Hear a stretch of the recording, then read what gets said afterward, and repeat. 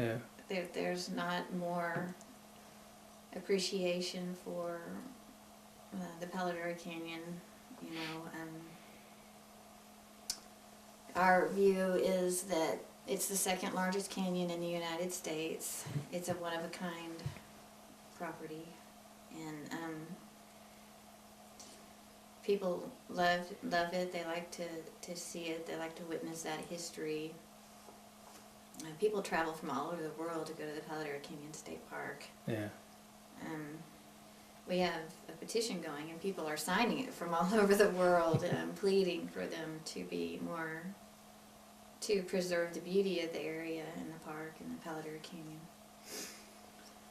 But, so, I mean, I'm just baffled that, again, I'm shocked that they would even consider crossing it.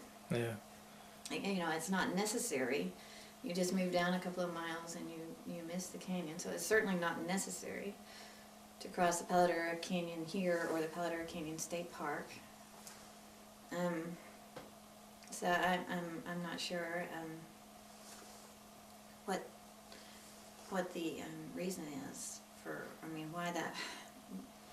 That's one of my main concerns with wind energy, is that if everyone is so excited about this wind energy and so idealistic about it, and you know, and I've been excited and idealistic about it too. But you know, you've got to come back down to reality and realize what we're doing here. You know, these are permanent structures, and to just put them anywhere, you know, you've got to understand you're destroying this property forever. Yeah. And so there's got to be, it needs to be done in a rational, thoughtful, and responsible way.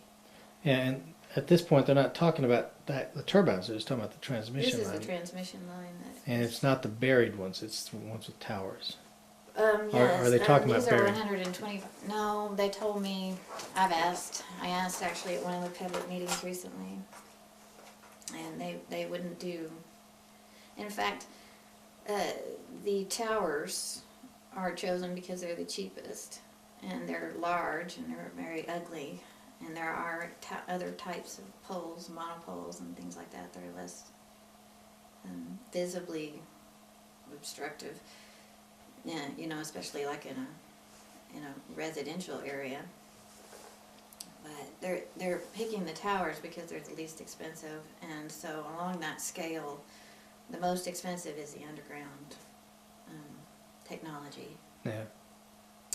That would be like some of these superconductor cables or some of the other technologies available, and they've told me they're just so expensive. And I don't know if they're just so much more expensive because of quantities of scale, and because we haven't put the research into those technologies yet, and they're not being manufactured at a scale, I mean, at a quantity that would make them affordable, or why. But the feeling is, or the impression is, that they're not affordable. Yeah. Now, I read in the article in the newspaper, on the opinion page, and also read some of the email responses back, and most of the people that responded were, you know, agreeing with you. There were a few, like with anything, that didn't. Right. Have you found that? Well, are your objections the most? I mean, are you the person that's standing up there objecting to this, or is there just hundreds of other people, or are you the kind of the We already face of this? Yeah, we have over 320 people who have signed our petition. Many of them leaving comments, and they're very concerned.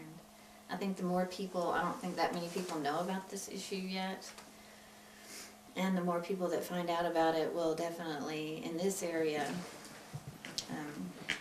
rally behind us, just because of how important the Palo Duro Canyon is to the people in this area. Yeah.